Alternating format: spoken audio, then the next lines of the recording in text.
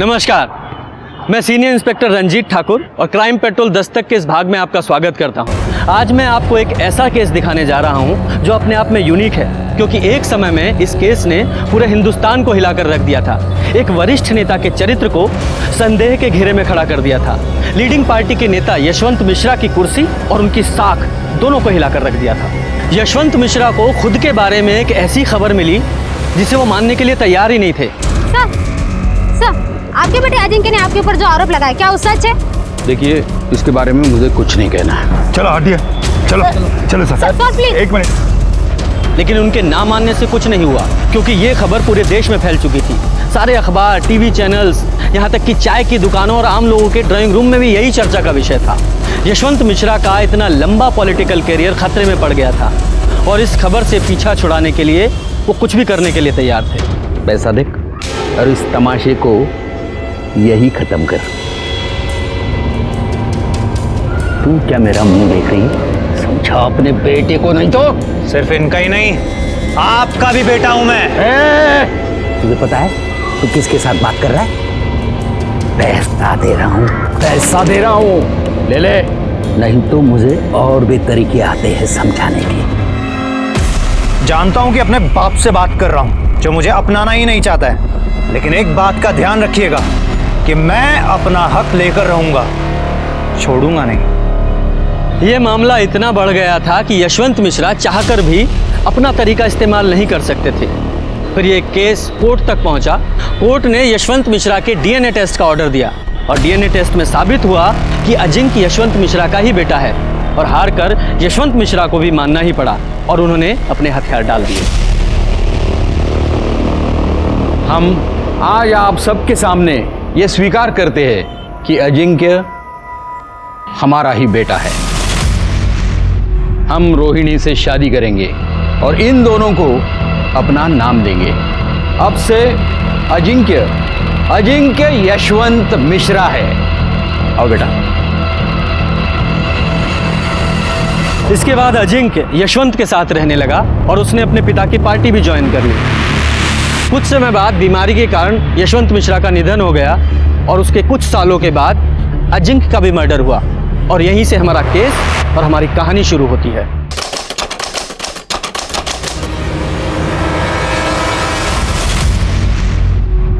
Hospital लाने से पहले इनकी डेथ हो चुकी थी। डेथ का कोई रीजन? डिटेल एग्जामिन के बिना कुछ कहा नहीं जा सकता है। नाक से ब्लड आया है और गर्दन के ऊपर भी काफी निशान है।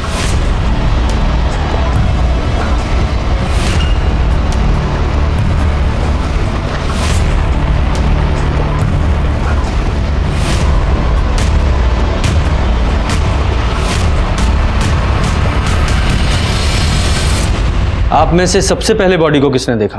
हमने देखा था साहब। आज दोपहर में 3 बजे बाबा को उठाने गए तो बाबा 3 बज गया बाबा।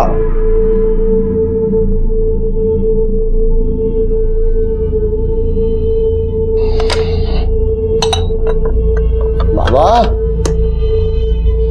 बाबा प्रोजेक्टा बिटिया, क्या हुआ एकनाथ? बाबा उठ नहीं रहे हैं, चाय नहीं पी है, 3 बज गए। चलो आओ देखते हैं। देखिए अभी तक सो रहा है। अजिंक्य उठो, अजिंक्य।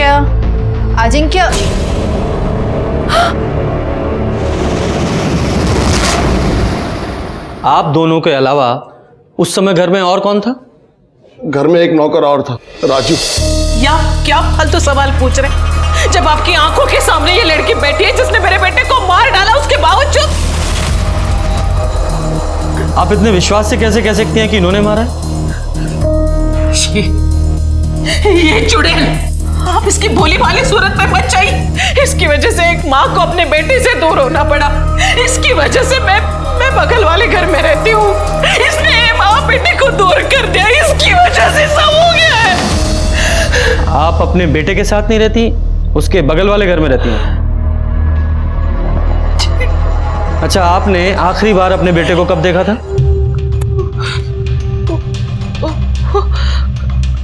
कल। आज सुबह भी मैं घर गई थी। मैं चाह रही थी कि मैं उसे अपने साथ हॉस्पिटल लेके चलूं। हॉस्पिटल? क्यों? डायबिटीज के कारण मेरे पाँव में स्वेलिंग था। मैं चाह रही थी कि मैं अपने बेटे के साथ हॉस्पिटल जाऊं। मैं उसके लिए उसे पूछने के लिए उसके घर गई तो एक नाथ ने बताया कि वो सोया है। फिर मैं खुद अकेली आ गई हॉस्पिटल।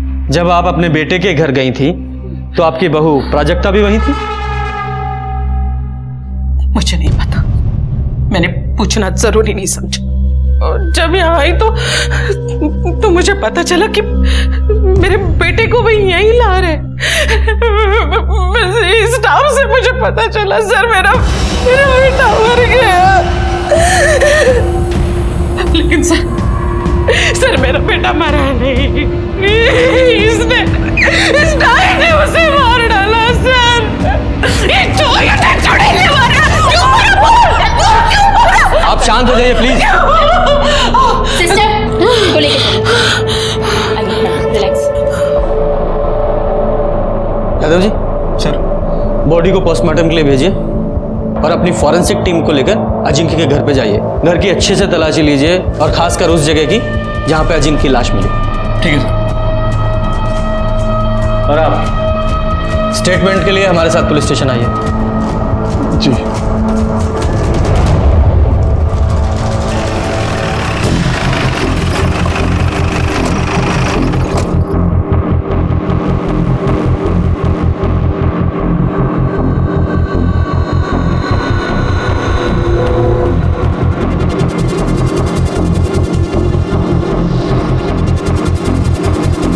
ये ब्लड सैंपल कलेक्ट कर लो और ये चादर को भी फॉरेंसिक के लिए भेज दो।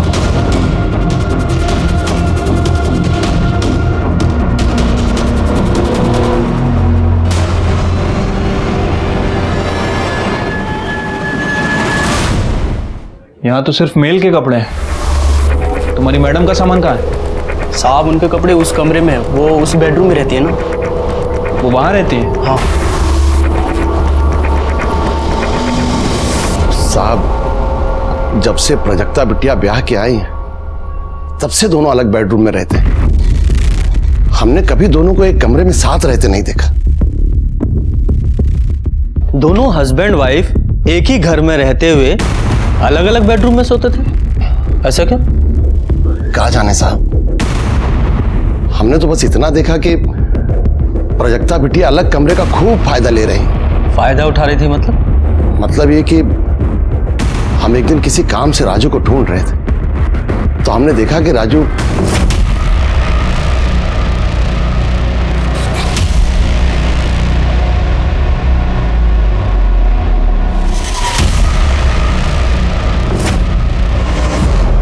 साहब हम तो रसोइये हैं, खाना बनाना और परोसना हमारा काम है। ज़्यादातर हम किचन में ही रहते हैं।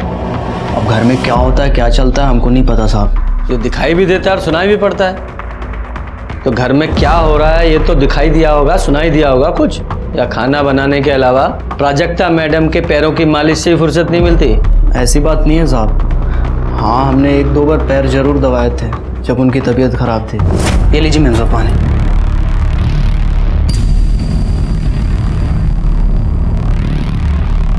और मेरे पैर बहुत दुख रहे हैं राजू। मैं दबा दूँ? नहीं ठीक है, मैंने दवाई खाई है, ठीक हो जाएगा। मैम साहब गोली असर करने में बहुत वक्त लग जाएगा, आप रुको यहीं पे, मैं तेल लेके आता हूँ, दवा देता हूँ। बहुत भली मैम साहब हैं साहब, हमको दया आ गई। ऐसी कोई बात नहीं जैसा आप सोच रहे हैं।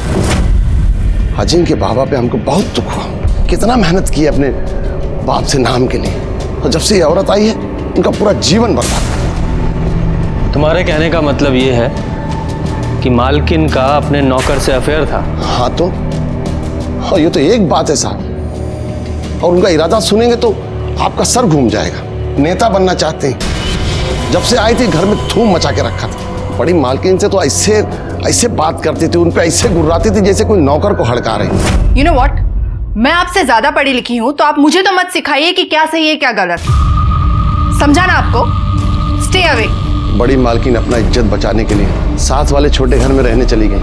बाबा पहले से ही शराब पीते थे। बड़ी मालकिन के चले जाने के बाद दिन रात शराब पीने लगे। दोनों में खूब झगड़ा होने लगा, पूरा घर कुरुक्षेत्र बन गया। बाबा इस बात के लिए इतना टेंशन लिए कि 2 बार तो उनका बाईपास सर्जरी हो गई। डॉक्टर ने तो दारू पीने के लिए सख्त मना किया था, पर बाबा किसी की नहीं सुनते थे। आपने अजिंक्य को आखिरी बार जिंदा कब देखा था? कल शाम को जब लखनऊ कैंट से लौटे थे। लखनऊ कैंट क्यों गए थे? उनके क्षेत्र में पार्टी मीटिंग थी, इसीलिए गए थे। बड़ी मालकिन भी उनके साथ थी और तब भी प्राजक्ता बिटिया का और बाबा का फोन पे खूब झगड़ा हुआ था। झगड़ा किस बात पे हुआ था? ये तो हमको नहीं पता साहब, क्योंकि कमरा तो बंद था। बिटिया चिल्ला चिल्ला के उनसे बात कर रही थी तो बाबा का नाम ले रही थी, इसलिए हम इतना ही समझ पाए। और जब वो घर आए, अरे कम से कम अपनी कॉन्स्टिट्यूंसी में तो संभल के रहो। जनता पर क्या असर जाएगा कि उनका नेता 24 घंटे शराब में धुत रहता है? तुम्हें मेरे पीने से प्रॉब्लम है ना, तो मैं और पीऊंगा। एकनाथ, टेबल लगाओ, अभी हम और पिएंगे। फिर वो देर तक शराब पीते रहे। रात के 10 बजे के आसपास हमने खाना लगाया, वो खाना खाए और सोने चले गए। हमने भी सब समेट के रख दिया और हम भी सोने चले गए।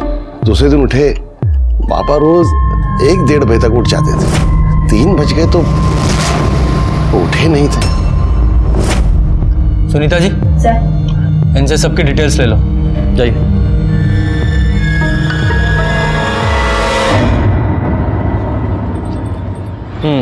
Thank you. लो Yadav ji. Thank you sir. Yadav ji, ये सबसे पहले ना हमें इस केस के लिए ये मिश्रा फैमिली है, इसकी इंटरनल प्रॉब्लम को फिगर आउट करना पड़ेगा और उसके लिए प्राजक्ता को काउंटर करना बहुत ज़रूरी है। Right sir. वैसे वो रोहिणी और एकनाथ भी प्राजक्ता के बारे में ही बोल रहे थे, और सर रोहिणी ने तो यहाँ तक कह दिया था कि प्राजक्ता ही मर्डरर है। उसके कहने से क्या होता है? हमें सिक्के का दूसरा पहलू भी तो देखना है, और उसके लिए सबसे पहले हम कल सुबह प्राजक्ता से बात करेंगे।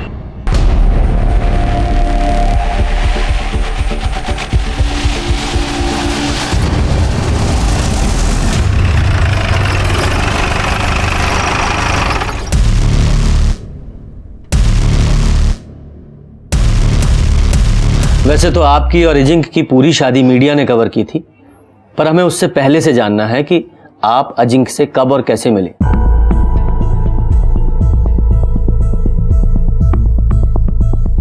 हमारी मुलाकात 3 साल पहले मैट्रिमोनी साइट में हुई थी। उस वक्त मैं एनजीओ में काम करती थी। घर वालों की तरफ से शादी का प्रेशर था, इसलिए मैट्रिमोनी साइट में अकाउंट खोला था। वहीं मुझे अजिंक्य मिले थे। फिर मैंने अजिंक्य को कांटेक्ट किया और कुछ मुलाकात में ही हम एक दूसरे को पसंद करने लगे। फिर हमने डिसाइड किया कि शादी से पहले हमें कुछ वक्त लिव इन में बिताना चाहिए ताकि एक दूसरे को समझ सके, और ये जानना भी ज़रूरी था कि हम शादी के बाद पूरी ज़िंदगी एक दूसरे के साथ रह सकते हैं या नहीं। 1 साल लिव इन में बहुत अच्छे से गया और उसके बाद हमने शादी कर ली। जब हम लिव इन में थे तब अजिंक्य ड्रिंक करते थे, पर ओकेशनली करते थे। फिर शादी के बाद पता नहीं क्या हुआ उन्हें, जो 24 घंटा शराब में धुत रहते थे। इस वजह से हमारे झगड़े भी होते थे, लेकिन हमारे झगड़े का कारण सिर्फ शराब नहीं थी। मतलब मिश्रा फैमिली का पास्ट, स्पेशली अजिंक्य का, जो बार बार हमारे रास्ते की दीवार बन रहा था। कैसा पास्ट? मीनल शर्मा, वो हमारी शादी के सख्त खिलाफ थी। उन्हें कन्विंस करने के लिए मैं उनके घर तक गई थी। अरे प्राजक्ता, तुम्हें ऐसा क्यों लगा कि मैं तुमसे नाराज होंगी?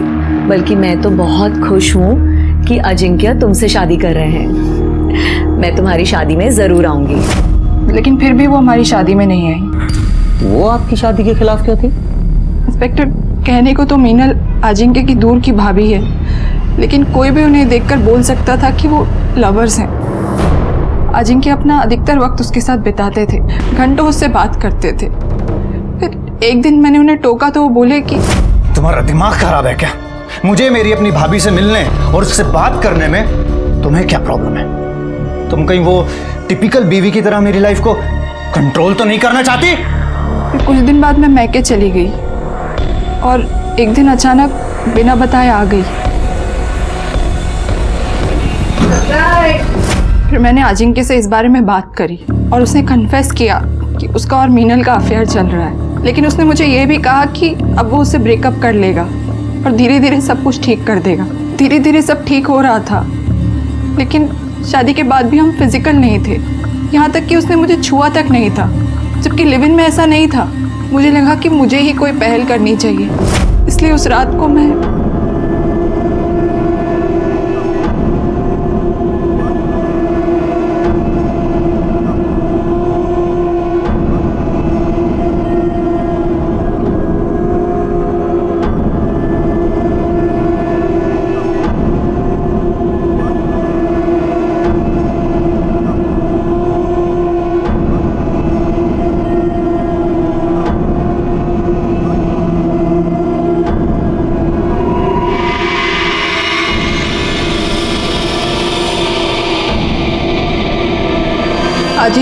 कभी मेरे पास आने का इनिशिएटिव नहीं लिया।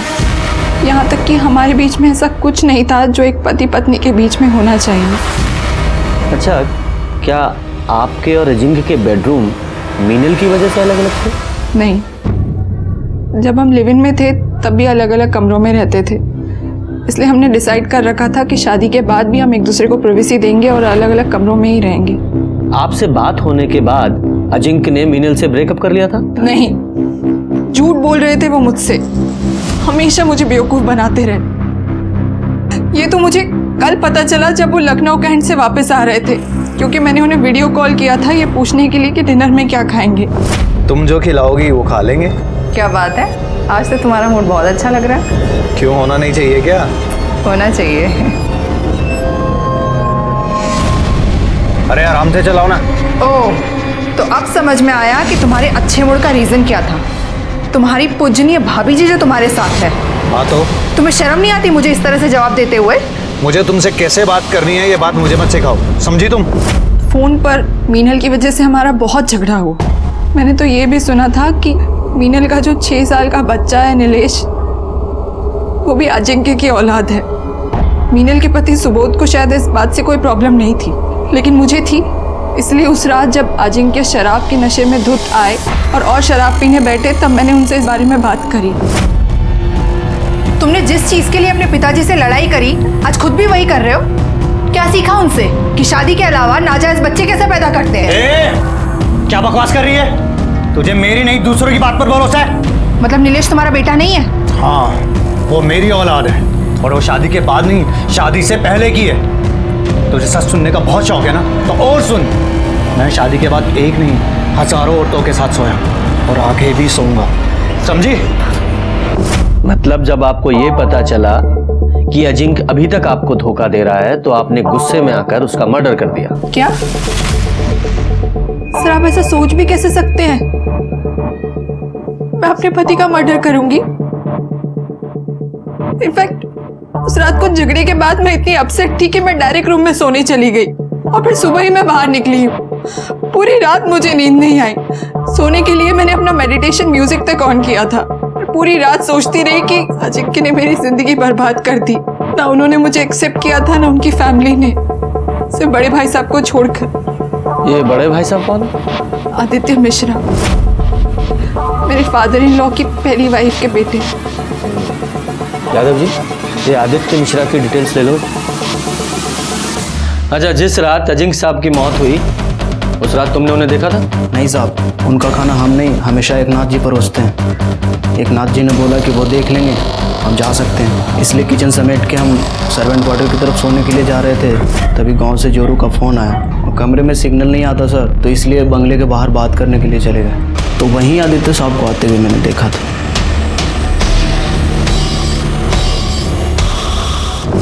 ये आदित्य कितने बजे आए थे? 11 बजे के आसपास आया हूँ मैं सर। और वापस कितने बजे गए? वही आधे घंटे के बाद 11:30 बजे के आसपास। यकीन से कह सकते हो कि वो हड़बड़ी में निकले थे, मतलब जल्दबाजी में थे? हाँ साहब, वो एकदम हड़बड़ी में थे और तेज़ी से निकल गए। अच्छा, उस रात वो अजिंक्य से मिले थे?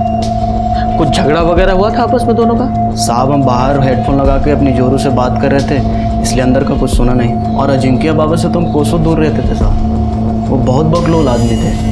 उनकी माताजी भी उनके पीने और बुरी आदतों से परेशान रहती थी। हम एक दिन अपने कानों से सुने थे, वो बोल रही थी कि उसको भगवान उठा ले तो सुकून मिले।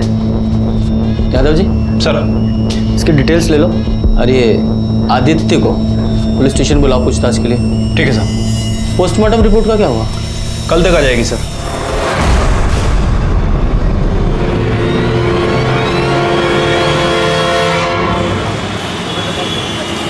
रिपोर्ट के हिसाब से अजिंक्य की मौत 6 तारीख को 11 से 12 के बीच में हुई है। हाँ सर, और बॉडी को सबसे पहले एकनाथ ने देखा था दोपहर 3 बजे के आसपास, ऑलमोस्ट 15 घंटे बाद। ब्लड में अल्कोहल की भारी मात्रा भी है, गले पे खरोंच के निशान भी। सर हो सकता है कि पहले उसका गला दबाकर उसे मारने की कोशिश की गई हो, दोनों के बीच स्ट्रगल हुआ हो और इसी वजह से किलर के नाखूनों में विक्टिम की स्किन फंस गई हो। हाँ, लेकिन इस बिना पे किलर को ढूंढना बहुत मुश्किल है। ऑलमोस्ट 2 दिन हो गए। खैर, इस पीएम रिपोर्ट से एक बात तो साफ है कि ये मौत एक्सीडेंटल नहीं है, उसका मर्डर ही हुआ है। उस बाल का क्या हुआ जो अजिंक्य के बेड पे मिला था? सर, फॉरेंसिक टीम के मुताबिक वो बाल अजिंक्य का ही है। अब तक की इन्वेस्टिगेशन के हिसाब से परिवार के सभी लोगों के पास अजिंक्य मर्डर का मोटिव तो था, इसलिए सब पे नजर रखनी पड़ेगी। एक काम करो, पूरी फैमिली के सीडीआर रिपोर्ट निकालो और नौकरों की भी। ठीक है सर। सर, आदित्य मिश्रा 6 तारीख से लापता है और उसका फोन भी नॉट रीचेबल है। ये राजू ने बयान दिया था कि आदित्य मिश्रा अजिंक्य के घर में रात को 11 बजे घुसा था और 11:30 बजे बाहर निकल गया था, और अजिंक्य का मर्डर भी 11 से 12 के बीच में हुआ है। कहीं ये आदित्य मिश्रा ही तो उसका मर्डर करके नहीं निकल गया? गायब भी है। सुनीता जी, इस आदित्य मिश्रा के कॉल रिकॉर्ड्स और लोकेशन निकलवाओ। सर।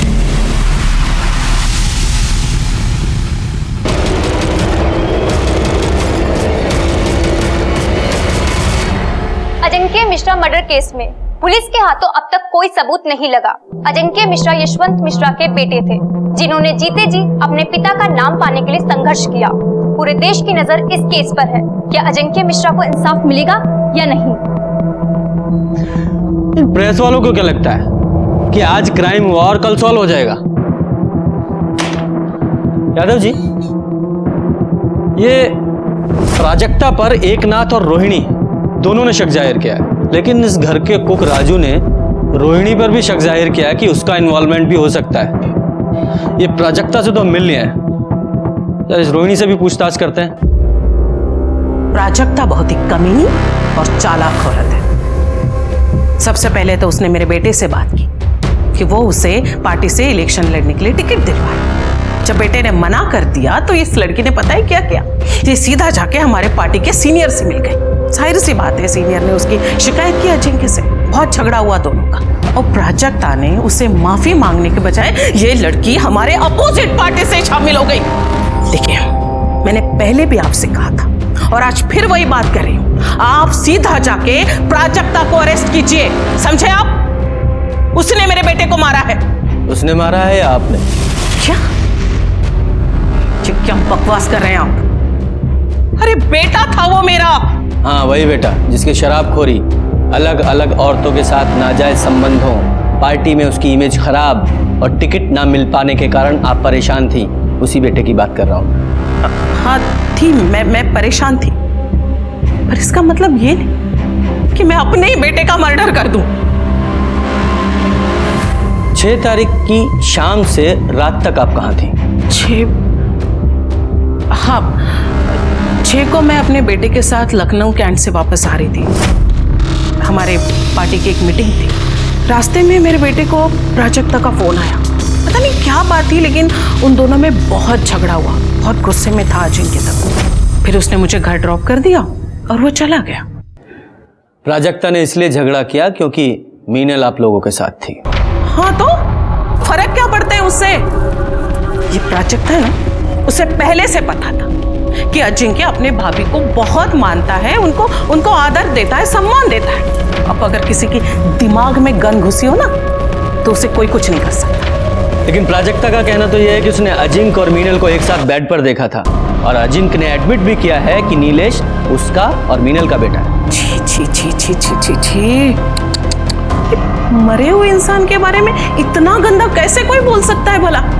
और आप भी इंस्पेक्टर, उसकी ये सब बेतुकी की बातों पे आप भरोसा कर रहे हैं? देखिए मैडम, हम सिर्फ अपना काम कर रहे हैं। अच्छा ये बताइए, 6 तारीख को आप लोग जब लखनऊ कैंट से लौटे तो पहले आपने मीनल को काकोरी नगर छोड़ा, उसके बाद आप लोग घर आ गए, है ना?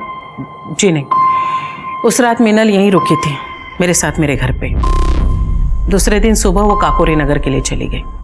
वो बेचारी तो मेरी तरह सदमे में है। उसे तो विश्वास ही नहीं हो रहा है कि अजिंक्य अब हमारे बीच में नहीं है। मुझे एक बात समझ में नहीं आ रही है, आप इन सब फालतू बातों में वक्त बर्बाद करने के बजाय आप मेरी बात क्यों नहीं सुन रहे? आप जाकर प्राजक्ता को अरेस्ट क्यों नहीं कर रहे हैं? हमें आपकी बातों को फॉलो नहीं करना है, लॉ को फॉलो करना है, और जरूरत पड़ी तो दोबारा आपसे मुलाकात होगी।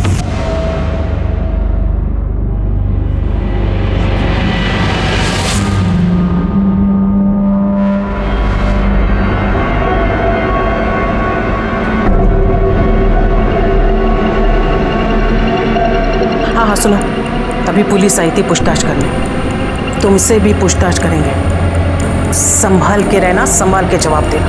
और हाँ, उस रात के बारे में कुछ मत कहना।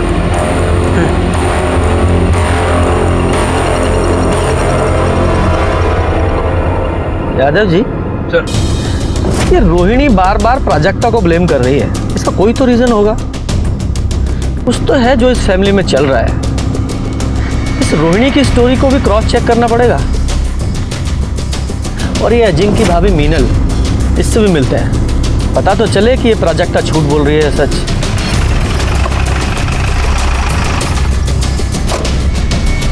प्राजक्ता इतनी कमीनी है कि उसे अच्छी तरीके से मालूम था कि अजिंक्य मेरे भाई जैसा था, फिर भी उसने मुझे और अजिंक्य को बदनाम करने में कोई भी कसर नहीं छोड़ी। और उसका साथ दिया उस आदित्य ने, क्योंकि उसे अचानक से आया ये नया भाई बर्दाश्त नहीं हो रहा था ना, जो उसकी प्रॉपर्टी में आधे का हिस्सेदार बन गया था। नीलेश अजिंक्य का बेटा है, ये अफवाह भी उसी ने फैलाई थी। इससे मेरी शादी तो टूटने के कगार पर थी ही, अजिंक्य के घर की शांति भी चली गई। लेकिन आदित्य ऐसा क्यों करेगा? क्योंकि वो अजिंक्य का पॉलिटिकल करियर बर्बाद कर देना चाहता था। एक बात बताइए, 6 तारीख को आप अजिंक्य के साथ लखनऊ कैंट क्यों गई थी? क्योंकि वो चाहता था कि मैं उसके साथ जाऊं। मेरे साथ वो रिलैक्स फील करता था और उसका असर भी हुआ। उस दिन जिस मीटिंग में हम गए थे, वो मीटिंग बहुत अच्छी हुई, लेकिन उस प्राजक्ता ने कॉल करके और लड़ाई करके अजिंक्य का पूरा मूड बर्बाद कर दिया। अच्छा, अजिंक्य ने आपको रोहिणी जी को ड्रॉप किया, उसके बाद आप अजिंक्य से मिली थी? नहीं, रोहिणी जी और मैं जब घर पहुंचे तो उसके बाद हमने खाना खाया और मैं वहीं सो गई। फिर अगले दिन सुबह उठी और कैब लेकर सीधा यहाँ काकोरी नगर अपने घर आ गई। सर, अजिंक्य की मौत में प्राजक्ता का ही हाथ है। वो और उसकी तांत्रिक माँ ने मिलकर ही अजिंक्य की जान ली है। मतलब ये कि उसकी माँ जादू टोना करती है। और ये मैं ऐसे ही नहीं कह रही हूँ, ये मैं एक्सपीरियंस से आपको बता रही हूँ। जब प्राजक्ता ने मेरे और अजिंक्य के बारे में अपनी माँ के आगे बकवास की, तो वो यहाँ मेरे घर मुझसे लड़ने के लिए आई थी। दूर रहना अजिंक्य से। अगर तूने मेरी बेटी का घर तोड़ा तो मैं तुम्हारी गृहस्थी भी बसने नहीं दूंगी। ये देख रही हो, इसमें तुम्हारी जान बसी है। इसमें मेरी जान है। आज मुझे समझ में आया कि तुम्हारी बेटी का जो पागलपन है ना, वो कहाँ से आया है। अपने ये पत्थर लो और निकलो यहाँ से, वरना धक्के मार के बाहर निकाल दूंगी, समझी? उसका मजाक उड़ाना मुझे बहुत भारी पड़ा। रात तक नीलेश को हाई फीवर हो गया था।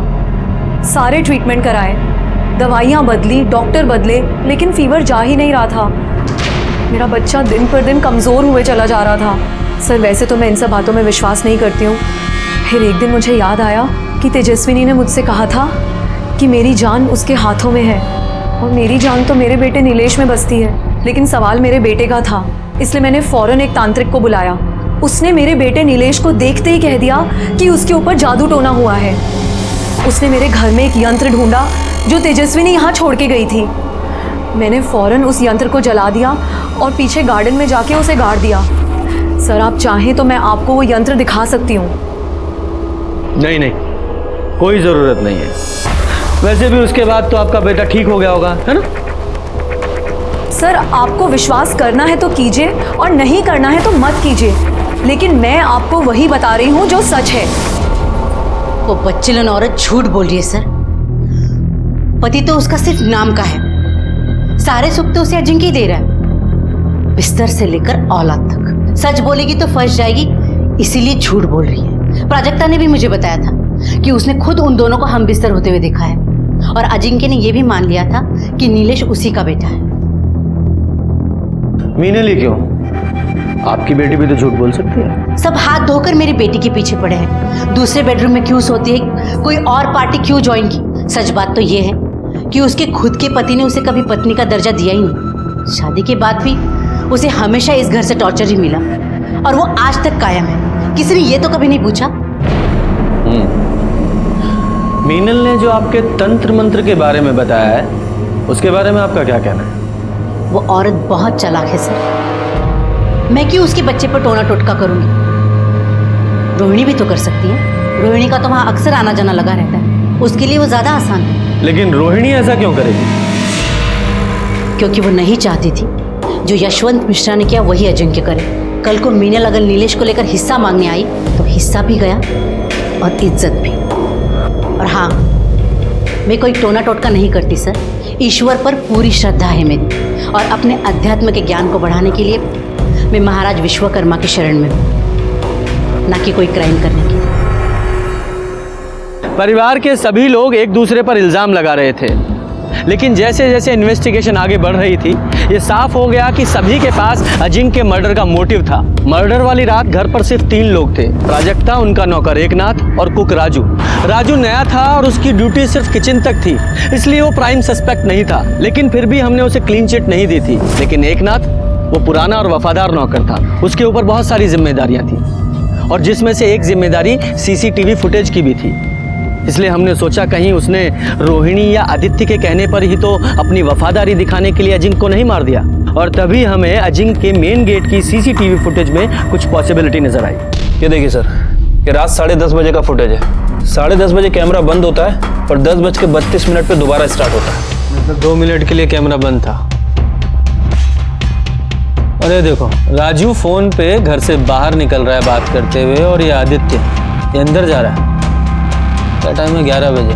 आगे करो। 11:28 पे ये बाहर निकल रहा है। एक और बात सर, ये देखिए, ये रात 12:30 बजे का फुटेज है। 12:30 बजे कैमरा ऑफ होता है और 12:45 पे दोबारा ऑन होता है। दोबारा ऑफ किया गया 15 मिनट के लिए और पहली बार 2 मिनट के लिए। ये दोनों बार सीसीटीवी किसने ऑफ किया होगा? घर में तो 3 ही लोग थे, प्राजक्ता, एकनाथ और राजू। यादव जी, हो सकता है इन्हीं कुछ मिनटों में इस केस का सॉल्यूशन छुपा हो। अब मानते हैं कि सीसीटीवी की जिम्मेदारी हमारे ऊपर थी साहब, लेकिन हमको नहीं पता कि कैमरा ऑन ऑफ कब हुआ सर। हमने देखा नहीं क्योंकि ऐसा पहले कभी हुआ नहीं सर। ठीक है, तुम्हारी बात मान लेते हैं कि तुम्हें नहीं पता चला कि सीसीटीवी कैमरा कब ऑन ऑफ हुआ, लेकिन तुम्हें यह तो अच्छी तरह पता था कि उस रात आदित्य घर आया था और आधे घंटे रुका था। ये बात पुलिस से क्यों छुपाई? और तूने अजिंक्य को अकेले मारा या आदित्य के साथ मिलकर मारा? और ये आदित्य कहाँ है? नहीं साहब, हमने किसी का मर्डर नहीं किया साहब। हम सच कह रहे हैं, हमने किसी का मर्डर नहीं किया। देख, सच सच बता दे, आदित्य वाली बात क्यों छुपाई? वरना ईमानदारी दिखाने लायक तू नहीं रहेगा। बोल। आदित्य बाबा वो रात को 11 बजे आए थे सर। एकनाथ जी, मीनल को यहाँ बुलाओ अभी के अभी। अजिंक्य बाबा को बुलाने चले गए। हम जब मीनल को बुला के आए तो आदित्य बाबा बाहर आए और बोले कि अजिंक्य बाबा नशे में दूध थे, उठ नहीं रहे। इतने में मीनल आ गई तो वो मीनल से बोले कि अजिंक्य बाबा को उठा कर ला। तभी पीछे दरवाजे से कुछ आवाज आई तो मीनल आई है यहाँ? जी, वो अजिंक्य बाबा के रूम में गई। अजिंक्य ने बहुत पी ली है, वो नहीं उठ रहा है। नहीं उठ रहा है? उठाओ उसे, क्योंकि मुझे आज ये बात साफ करनी है कि नीलेश अजिंक्य का बेटा है या नहीं। उससे क्या पूछना है, मैं ही बता देती हूँ। नीलेश अजिंक्य का ही बेटा है और इस प्रॉपर्टी में बराबर का हकदार भी है, और मेरे बेटे को उसका हक लेने से कोई भी नहीं रोक सकता, तुम भी नहीं, समझे?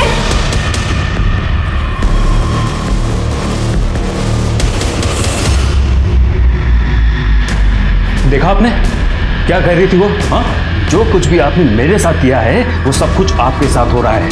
तुम और तुम्हारा बेटा, तुम दोनों मिलके मुझे सड़क पे लाए थे ना। अब तुम्हारा नंबर है, क्योंकि ये तो दारू पीना छोड़ने वाला नहीं है और ये एक ढेला भी छोड़ने वाली नहीं है।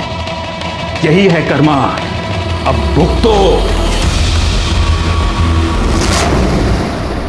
अरे आदित्य के जाने के बाद रोहिणी जी ने क्या किया? कुछ नहीं सर, वो भी वापस लौट गई थी सर। साहब, हमने कुछ नहीं किया सर। गुप्ता जी, सर इसे लेके जाओ और इसकी खातिरदारी कर दो। हमने कुछ नहीं किया साहब। हमारी यादव जी, इस रोहिणी और मीनल दोनों को पुलिस स्टेशन बुलाओ और इस केस की जड़ तक पहुंचने के लिए इस आदित्य का मिलना बहुत जरूरी है।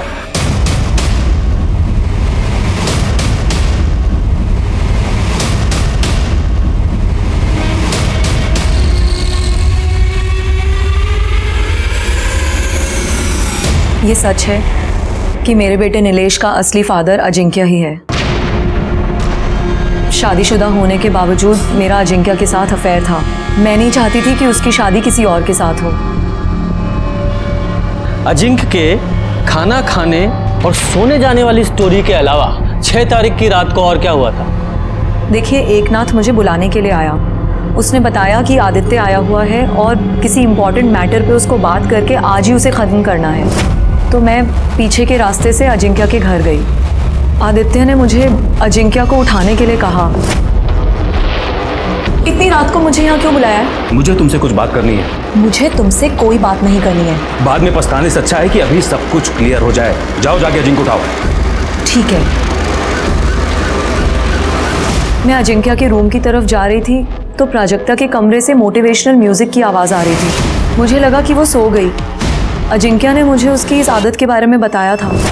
मैं अजिंक्य के रूम में गई और उसे उठाने लगी। अजिंक्य, अजिंक्य उठो। मैं डर गई थी। मैंने आदित्य को आकर कुछ भी नहीं बताया। अजिंक्य ने बहुत पी ली है, वो नहीं उठ रहा है, क्योंकि वो इसका इल्जाम मेरे ऊपर ही लगा देता और मुझे ही फंसा देता। आप अजिंक्य के रूम में एग्जैक्ट कितने बजे गई?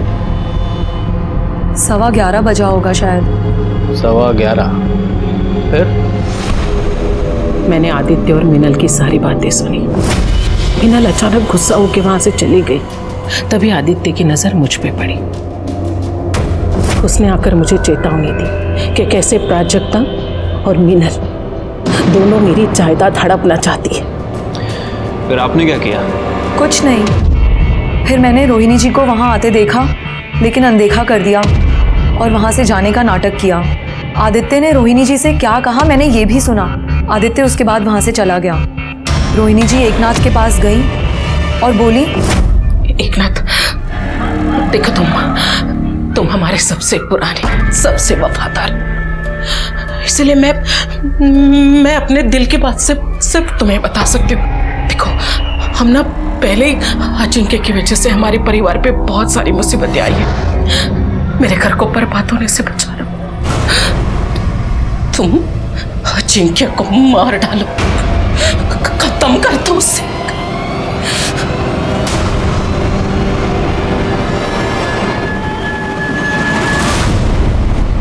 तो तुम्हारी इस कहानी के अनुसार रोहिणी एकनाथ से एक मरे हुए आदमी को मारने के लिए कह रही थी। मैं कहानी नहीं बना रही हूँ सर, मैं सच कह रही हूँ। यादव जी, अगर इस मीनल की बात माने कि उसने रोहिणी को एकनाथ से यह कहते सुना कि एकनाथ जाकर अजिंक्य को मार दे, तो यह बात सही नहीं लगती, क्योंकि जिस समय वो कह रही थी उस समय तक तो अजिंक्य मर चुका था। इसका मतलब रोहिणी या एकनाथ दोनों में से कोई मर्डर नहीं हो सकता, क्योंकि उस समय तक तो अजिंक्य मर चुका था। अब घर में बचे 3 लोग, प्राजक्ता, आदित्य और खुद मीनल। सर, मिश्रा फैमिली के कॉल रिकॉर्ड्स आ गए हैं। सर, बाकी सब में तो कुछ खास नहीं मिल रहा है, लेकिन सर मिश्रा हाउस के लैंडलाइन से रात को 10:30 और 2 बजे 2 कॉल्स किए गए हैं, और ये कॉल्स जिन्हें किए गए हैं वो काफ़ी इंटरेस्टिंग है। देखिए। यादव जी, आप भी देखिए। उठाओ इसे। तब तक हम प्राजक्ता से बात करते हैं। ठीक है साहब।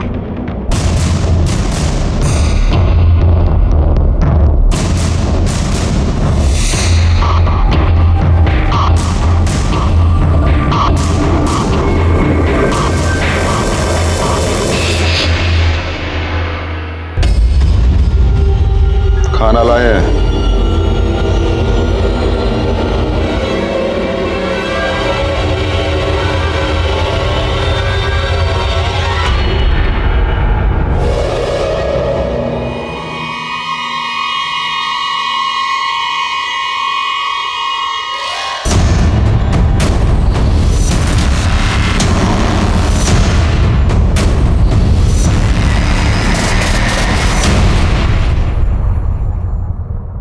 प्राजक्ता की माँ तेजस्विनी ने मुझे फ़ोन किया था कि अजिंक्य ने कन्फेस किया है कि नीलेश उसका बेटा है, और मुझे पता था कि मीनल रोहिणी के घर में रुकी हुई है।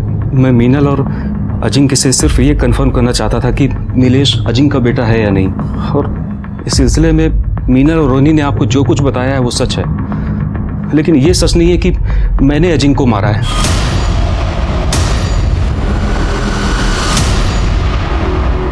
रात को 11:05 पर जब तुम अजिंक्य के रूम में गए तो वहां क्या देखा? मैं जैसे रूम के अंदर गया तो मैंने देखा कि वो अजिंक्य उठो।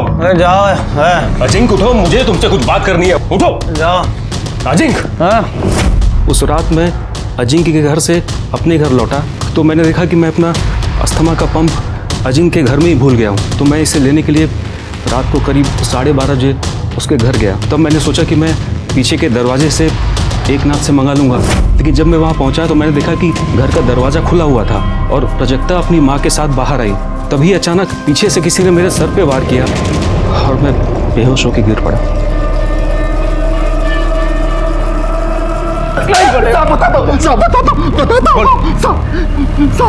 हम नीचे थे, जैसे मैडम का गाड़ी में इंतजार कर रहे थे तभी आदित्य उन पर किसी बात को लेकर चिल्ला रहा था। हमें लगा साहब कि वो उनको नुकसान न पहुंचा दे, इसलिए हम पीछे से गए और उन पर हमला कर दिया साहब। उनको वहीं बंधक बना के रखा साहब, हमने ये अपनी मर्जी से नहीं किया साहब। किसकी मर्जी से किया?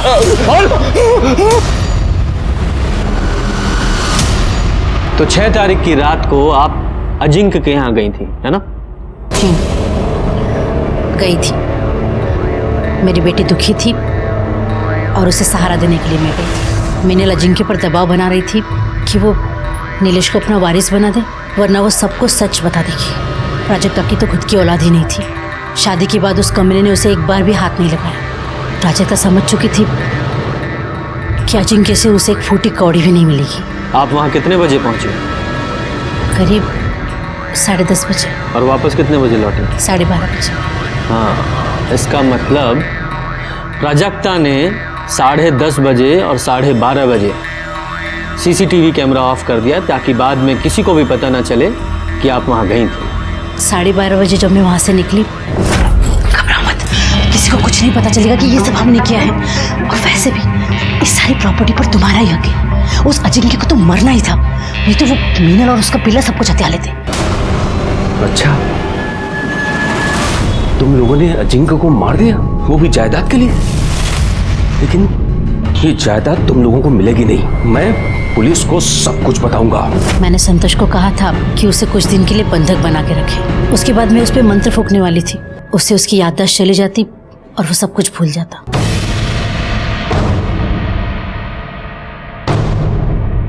मैं बताता हूं 6 तारीख की रात को एग्जैक्टली क्या हुआ था। अजिंक्य के खाना खाने और सो जाने के बाद तुम अपने रूम में गई, वहां से रोते रोते अपनी मम्मी को फोन किया, उन्हें अपनी दुख भरी कहानी सुनाई। उन्होंने आपको सलाह दी अजिंक्य को मार दो और उसमें वो तुम्हारी हेल्प करेगी। फिर अपने प्लान के मुताबिक तुम्हारी मम्मी ने आदित्य को फोन किया, उसे भड़काया और उसे अजिंक्य के घर आने को कहा और उसमें अपना फोन वो अपने घर पे ही छोड़ दिया ताकि हम लोकेशन ट्रेस ही ना कर पाए। आपकी लैंडलाइन के कॉल रिकॉर्ड्स के मुताबिक रात को आपकी मदर के ड्राइवर संतोष को कॉल किया गया था। 10:30 बजे जब वो तुम्हारे घर पहुंची तो तुमने वहां सीसीटीवी ऑफ कर दिया ताकि बाद में भी किसी को पता ना चले। उसके बाद तुम माँ बेटी तुम्हारे रूम में चले गए। उसके बाद आदित्य वहां पहुंचा, तुमने देखा उसने वहां झगड़ा किया। तुम लोगों ने सोचा कि इस झगड़े का फायदा उठाया जाए और जब आदित्य अजिंक्य के कमरे से बाहर निकल रहा था उसके बाद तुम दोनों माँ बेटी उसके रूम में गए और तुमने अजिंक्य को गला दबाकर मारने की कोशिश की, जिस कोशिश में उसकी गर्दन की स्किन तुम्हारे नाखूनों में आ गई। तो फिर भी नहीं मरा तो तुमने तकिए से उसका दम घोट दिया। वो बेचारा विरोध भी नहीं कर पाया क्योंकि वो शराब के नशे में धुत था। उसके बाद तुम अपनी माँ को लेकर फिर अपने रूम में आ गई, आराम से लाइट्स ऑफ की, म्यूजिक चला दिया ताकि यही लगे कि तुम आराम से सो रही हो। उसके बाद तुम लोगों ने सबके जाने का वेट किया और 12:30 बजे तुमने वापस सीसीटीवी ऑफ किया और अपनी माँ को बाहर छोड़ने आई। तभी आदित्य वहां पहुंच गया और तुम यहां। यही सच है ना? लालच और नफरत अगर आसपास हैं मतलब ये जुर्म की दस्तक है। इसी के साथ मैं सीनियर इंस्पेक्टर रंजीत ठाकुर आपसे विदा लेता हूं। फिर मिलेंगे किसी नए केस के साथ। तब तक देखते रहिए क्राइम पेट्रोल दस्तक, क्योंकि मकसद बताना नहीं, बचाना है।